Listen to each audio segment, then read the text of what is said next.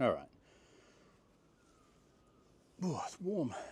Hey guys, welcome back to another episode of With No Filters.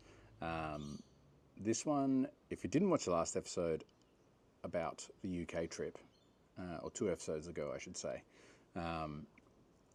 this episode might mean nothing to you, but if you did, then this episode is an interview I got to do with Jacob when we were there.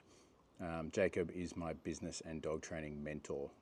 He has been for about 5 months now, and he has helped me improve my dog training abilities, my communication abilities, my sales abilities, the ability to do this and talk on camera, my social media presence, my social media content, being able to convey my message and being able to just communicate with my clients better and offer a far superior product. And I'm very grateful for that. And when we were over there, I did get time to hang out with Jacob and Kirky and Owen and the crew and the girls and Chloe and Tony and Maggie and everybody else that I'm forgetting. Pabs, wouldn't forget you, mate. And I had a blast. And we had opportunities in that time to discuss our business and this, that, and the other. But I did take the time for you guys to pull Jacob aside when he had a minute. And don't get him wrong if he doesn't look happy in the beginning of this, because I did look at the beginning of this clip and he doesn't look real stoked. He's had a big morning, and it wasn't probably like 20 minutes or 30 minutes before this. He was, dealing with problems, and running a business of the size it is can be stressful. And then to have somebody like me be like, hey man, can I just steal you away from your business in the middle of your working day and ask you a bunch of questions. I also think I'd been there for a couple of weeks or a week at that time. He'd probably had enough of me asking questions, but I did it anyway, and I'm really happy about it. He actually reposted this content on his YouTube platform. I'm posting it up today. It's not all dog related, but it's a good interview for Jacob. I asked him some questions that he'd never been asked before, which he told, and you get to know a bit more about Jacob, a bit more about the YCA and what they do. We do have a little chat about me and Alyssa and what we're doing and how he's helped us and all that sort of stuff.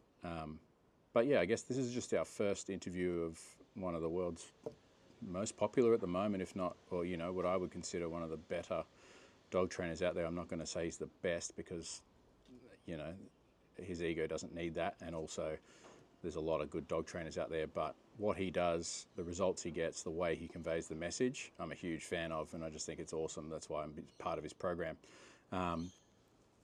So check it out. This is my interview with Jacob. I really hope you guys enjoy it and find it insightful in some way. If you've got any questions, hit us up in the comments and we'll talk to you soon. Cheers. Yoo-hoo.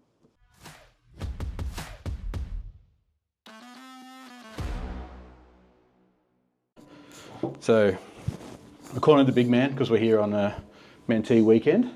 Jacob.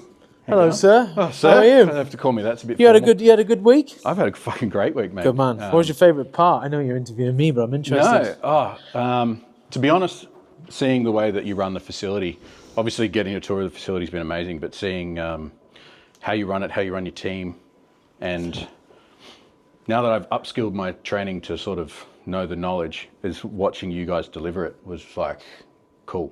Yeah, nice. Learning the different language. There's a real art to that. Yeah.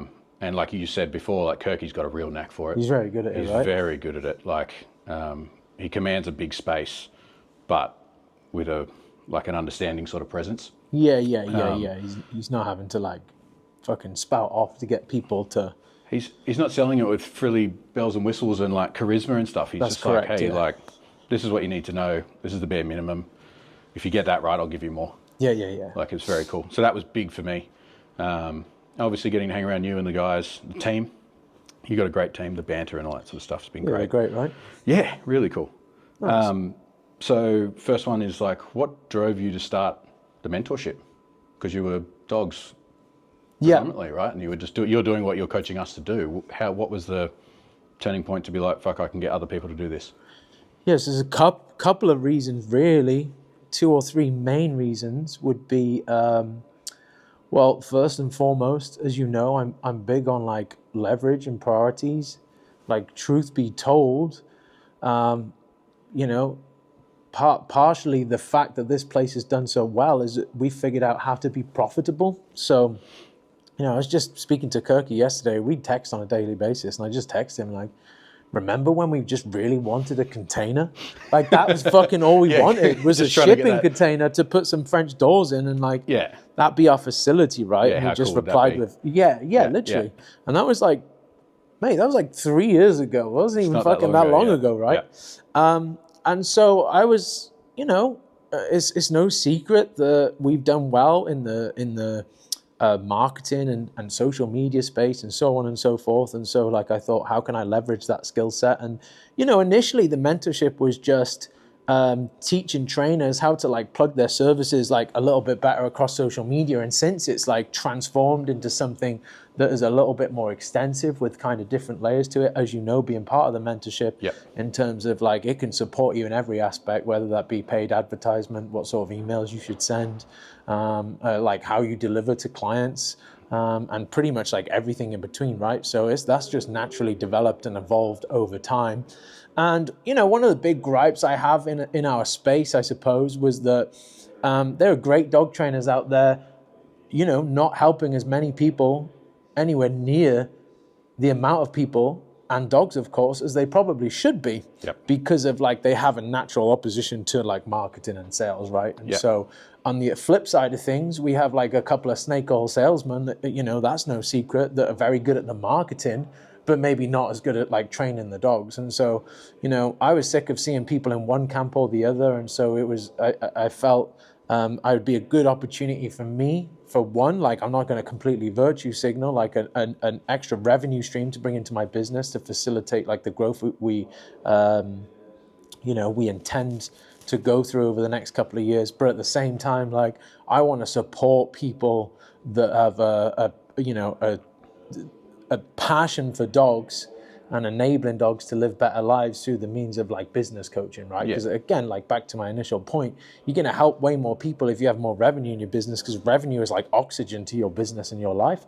And so like, again, I think you're able to like do more of, fulfill the mission, whatever that may have been. And again, for most dog trainers, it's just helping more dogs once you figure out like business and like, trying to educate people of like actually trying to figure out how to make more money is not actually the devil in any way, shape or form. And once you become a charity, by trying to like help absolutely fucking everyone, you're just going to run yourself into the ground. And then draining. You're going to end up fucking burning out because of, you're serving like 40, 50 clients a week, on absolute pennies. You're going to get to a point where you're no longer doing the job because of like you fucking given up, because you've burnt yourself into the ground because if you were too stubborn to learn how to market yourself, So there's just a couple of reasons there. Yeah, that's funny. I mean, you're very passionate about it too. Like I watch you operate around a facility. You don't stop, man. Like you're on a call. You literally just got off a call with a client, saw me, and we're like, yep, I'll give you 10 minutes. Like you're back to back and you run your team really well like that. Like you're passionate, like really motivated. I see it as a responsibility that I have to like my mentees. Like you can't fuck around with the advice you're giving people. It's their livelihood, right? And of course to my staff too. This place puts fucking bread on their table, pays their mortgages, and like allows them to have like great fucking lives. And so, it's all well and good having the nice shit, but I take the responsibility that people have bestowed upon me like very fucking seriously, as you can probably tell. And of course, like this place is my baby, and I just think like, why wouldn't I just give it my fucking 100% effort? Like truth be told, I'm actually not in this frequently because of like I've come to see you guys. I'm actually work from home most of the time, but again, I have the same sort of intensity at home. You're still on my own. You're on the calls in a private office, right? Like, exactly right. How has the transition been from dogs? Because now you're almost off the tools with dogs, and now you got to train us fucking morons. How's the transition been with that in the language of what you're doing? So I found it rejuvenative to my passion for actually like working with dogs and seeing the results my team brings, and like seeing the results my mentees are able to bring about for people is exceptionally like revitalizing, because of like there's only so long you can do the same thing before like anyone's going to get bored, right? I think it's like natural human nature, and it's not the fact that I totally got bored of it, but at the same time it just brings like another layer of passion that I have, like seeing dog trainers, like you can imagine, after the weekend, seeing those guys and girls talk about how well they've done in like their personal lives and business lives, because now they're starting to figure out business. Like you can imagine that being like exceptionally fulfilling for somebody, like to be able to say you were part of that, part of like help people fucking retire their partners and shit. You know what I mean? It's like it's great. And then again, like it has a domino effect, a cascading effect, that these people are also helping dogs. So it's almost like I've been able to help even more animals by helping dog trainers, or by, I guess, equipping dog trainers with the knowledge to reach more people. Is not only obviously we can help here, but there's only so many fucking dogs we can train here.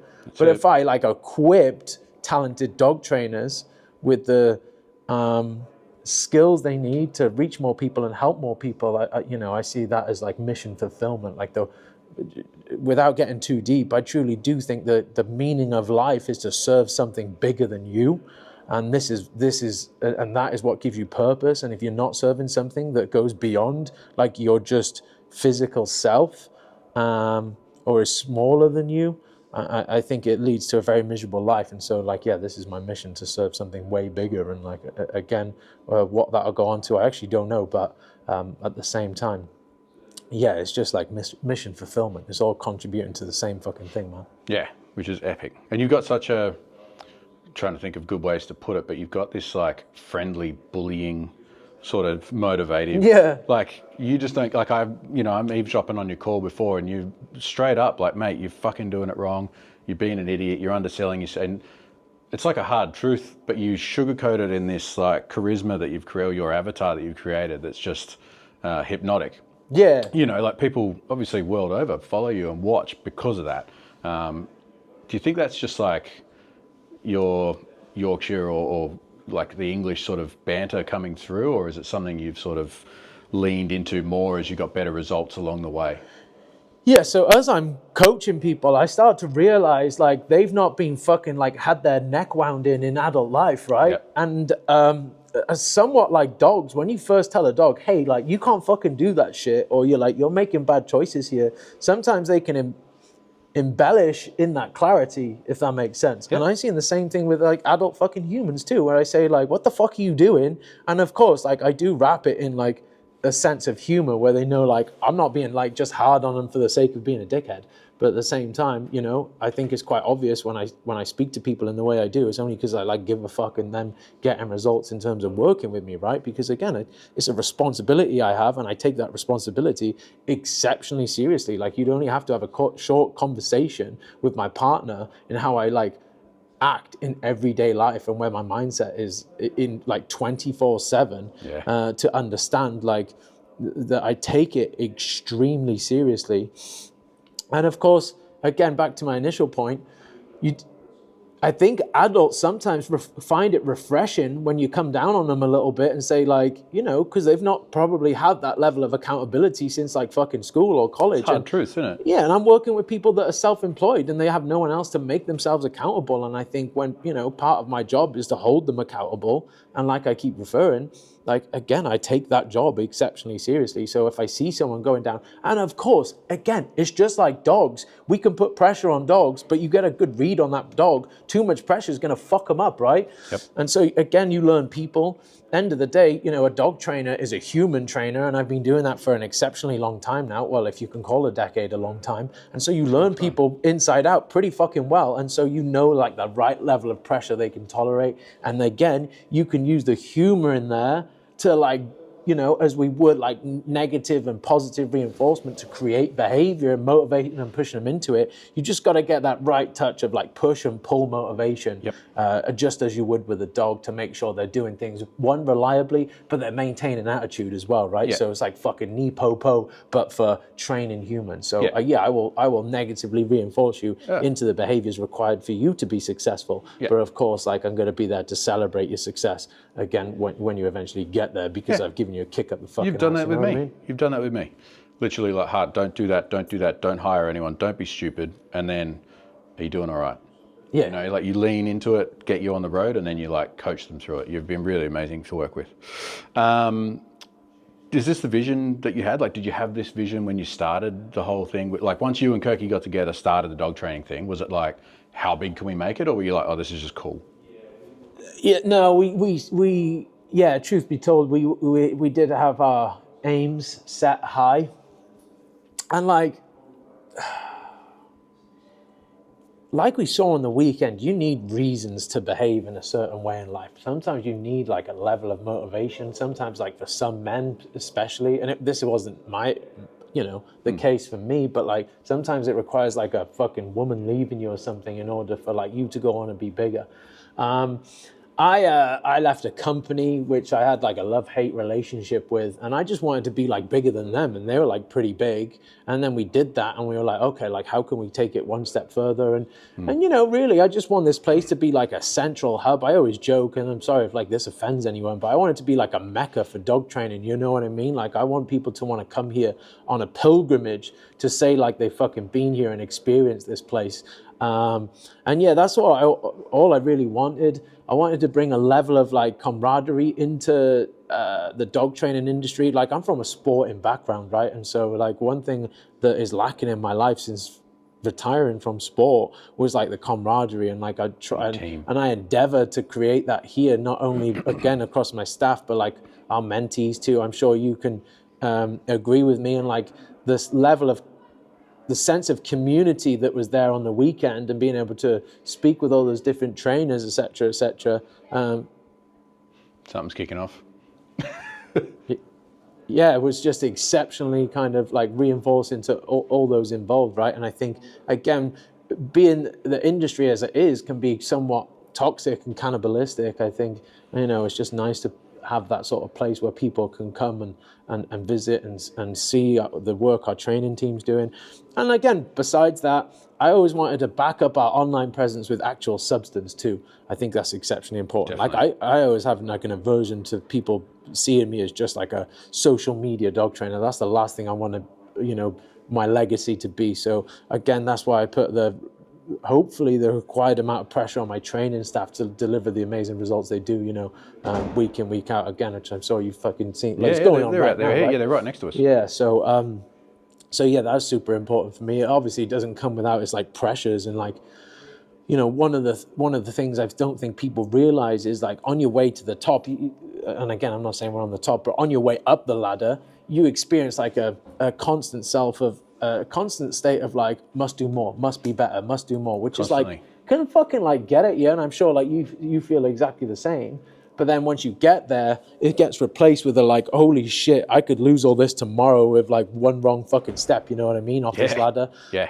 And then it like that drive of anxiety turns into like a aversion loss anxiety. So like it doesn't necessarily mean it's fucking easy, if you know what I mean. So, no. And like you should be stoked. The caliber, I was like blown away, the caliber of the trainers in the menteeship. You've got guys in there doing epic stuff with dogs, like really cool trainers. I was stoked and like humbled to be able to sit and walk around and chat and talk about different techniques and stuff that they do. You guys have a whole different dog demographic to what we work.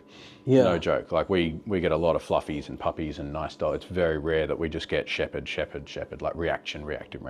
I know that's your like target market, but like even walking the streets and stuff, very different dogs. Yeah, man, there's some fucking, big dogs here. Yeah, a lot of big dogs. People getting real big dogs. We get a lot of like kelpies and little fluffy things and stuff like that. But yeah. Would you change anything? Like if you had your time again, was there something like one, don't go like I would do everything, just one big thing? No, mate, you can't really because there's fucking been a million mistakes, right? But sounds cliche, but those mistakes were lessons that pushed us into like going on to being successful. So again, Starkey. Yeah. Again, I wouldn't change anything for the world. Like things have gone really wrong in some instances, and I've like Kirky and I've been through like the lowest of lows. But again, like sometimes that is what's required to deliver that compelling reason in order to like, a life without problems is not a purposeful life and is not a fulfilling life. And so, I wouldn't change a fucking thing, to be honest. Yeah, epic. And then last one is just like, if you can tell us, you might not be able to, but is there a dream for the future and what can we expect to come from the YCA and you and your team? Yeah, mate. I don't know. It's definitely getting there. Yeah, I really don't know. I just want to help more people, help more dogs, make more money. Again, I'm not going to virtue signal. Like I said, money is fucking oxygen. My dogs live a significantly better life now.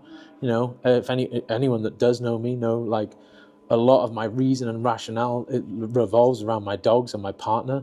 And so, like, I just want to give them the best life possible. Of course, like, I work with Kirky being my best friend, and then Chloe being a very, very close second. And I don't want to just enable them to have the best lives I possibly could. And again, I just want to do something that is beyond my personal self, And I think, and I think we'll get there if we keep our foot on the gas, keep doing what we need to do. And again, I'm sure you'll feel the same way about your employees and those close to you, and so on and so forth. Like, yeah, once you start operating beyond your personal self, like, life becomes exceptionally fulfilling. Like my boxes are ticked, you know what I mean? I'm fucking fulfilled, man. And I just want to make sure, like, for those around me, those boxes are also ticked too. So I'd like, I want Kirky to go and buy himself a big fuck off truck or wherever he wants and move into a big house with a couple Could be a big truck for that. Yeah, maybe a couple of baddies, you know what I mean? Hugh Hefner style. I want Chloe to have whatever the fuck she wants in life, and same for, like, Suzanne and all my staff, to be honest. So yeah, man, just something along those lines probably. And if I wouldn't mind, like, a fucking G-Wagon or something as well. That'd be pretty cool. But I've got my partner, I've got the dogs, I've got a great set of people around me. So yeah, my boxes are ticked. It's just going to be going on and serve beyond myself. I don't know how that looks, but yeah, that'll be the case. Yeah, sick. Oh, I won't hold you up anymore, man. I know you're a busy man. Yeah, thank you very much. Been an absolute Thanks for pleasure having me here, man. having you all. We'll be back. Yeah, for sure. I'm already looking at flights. I got on last night and checked flights. So super keen. Yeah, nice. Going to New Zealand in when am I going? I've been sending everyone to ask you. 28th to 29th of May, I think we're going. So yeah, I'm coming over. Make a week out of that. So I said this to my guys too. If you follow us or Jacob, we're going to. Where's this going? What's this? This will go probably podcast/trip interview. Yeah, nice. All right. I don't know whether. I think we're just going to try and make this into like a Netflix special. Visit a K9PT visits the YCA, like a hour-long video-length one. We've got vlog type thing. Yeah. We've got clips from the plane and clips from the hotel and clips from dogs and shitty restaurants. And I had my first, what was it, Five Guys burger. Oh yeah, any good? Yeah, I think it's American-like, but yeah. Do you know how much it was? About fucking 14 quid or something. More. Shut up. 47 Aussie dollars for a burger, fries and chips. That's fucking like crazy. For fries and drink. I was like, this is better be fucking good. Like $50. Was it good? Yeah, it was. It was all right. It's not fucking $50. No, you get just as good in Australia for like 20. What do you want to do next, Shaun? Keep succeeding, I think. Like follow the program, getting back and getting onto the bigger ticket item. I think we're now found the product and the service that services our needs best, which is the classes and the group sort of stuff. Our clients are getting a better result and better experience being able to train around other dogs. Yeah. The one-to-ones are great. You get to knuckle down your trainer and perfect your technique and all that, but you don't get the same like real world experience or access to stooge dogs, I guess you want to call them, but like other people in the real world and dogs. People just, you do a one-to-one training, like, cool, I got that, and you go out and they're like, oh, I did pretty well, I was in a park. But if you do a group class, you could be like, I was in a room, we sat in a restaurant, we went to the pub, and they sat down, they start having those experiences. Yeah, gotcha. And it's much easier for us to deliver the knowledge in a one-to-many, because you end up with that, like you say, the community where somebody asked a question that somebody was too scared to. Yeah. Or they didn't realize they needed to know the answer to. Yeah, perfect. And you just delivering your message is just so much easier. Yeah. So I'm going to lean right into that. We've been looking at like a weekend special, I guess, for anyone who's done a class with us before. We're going to do like a recap of a weekend, just come and do an intensive and push them sort of more training if there's anything else we can offer them, or just give them a refresher. Do you have an end goal for your business? What do you want to do, or no? She does, apparently. What was your end goal? We're going to the rescue. Actually have a facility where we're going to have a rescue and rehabilitate, rehome. I think like early days we had the dream of a rescue that's run by trainers. Yeah. Right. So like we'll take in the dogs that the rescues won't. Yeah. And fix them, and then rehome. Yeah, nice. Like kind of like what you've done with Lenny, I guess. Like take him on for a year or so, but hopefully not a year. Yeah, fuck. Yeah. If you could put it down to 3 months. put some sort of a price on it that's subsidised by sponsorship or charity, Sure. so that people can get those dogs, because they don't get a fair chance. Nah. You know, like I was saying to you yesterday, we had a client ring and the dog's made one mistake. I haven't told her yet, potentially a poor handling. Majorly. Yeah, But, for sure. And it can cost the dog his life. You know, somebody's recommended, or 2 or 3 people are in her ear, like, you got to put him down, and it's just not on. Like, that can't be happening. Not for those beautiful. And he's young. He's like 1.5. He hasn't even had a chance. So that was kind of the thing. But, you know, where we are, space, all that. There's a lot of rescues and stuff, doing dodgy stuff. Getting licensing's hard. We'd have to be self-funded and probably private. Yeah, well, listen, like, That's again, long. if that is the mission, this is why I keep trying to fucking relate to dog trainers. Like, I always ask this question because I try and dig in deep to, like, hey, what is going to motivate you? Like, what do you want as the end goal, right? I'm telling you fucking now, learning how to make more money, you'll get to that mission a lot sooner, and you'll be able to fulfill that mission like way beyond your expectations if you learn how to be profitable and start like running your business as like a serious aspect to your life, right? Because of, again, like, we can help more dogs than fucking anyone probably on the planet because of, like, we make a shit ton of money, and like there's no fucking ifs or buts about that. Like, I'm able to just like fucking, you know, when some fucking GoFundMe comes up on a page and you see a fucking dying dog, I just pay it there and then. You know what I mean? Which I can do because of, like, we figured out how to be fucking profitable, and like that mission, you know, of like helping rescue dogs, I think that's in the remit of, like, I mean, I think that's in the like pipeline for most fucking dog trainers that I speak to, and we're not even that fucking far from being able to do it. Like, we can convert those stables there and like get that shit done, you know what I mean? Yeah, but there's it's a lot of because space out there. I've taken time out to actually fucking make an effort to figure out, like, how can I bring more oxygen into the business? And I think people sometimes like neglect to see the importance of like revenue directly correlates with like mission fulfillment, right? Yeah. I think you already made a move when we were here by getting us to sort of be able to funnel calls to you, you know, like giving us the because people get into your area, like, oh, you're doing the mentorship, and it's taken a bit lightly, right? But now that you've sort of given that push for us, we can all sort of go like, no, get in, it's fucking amazing, and then that's all going to lean into you.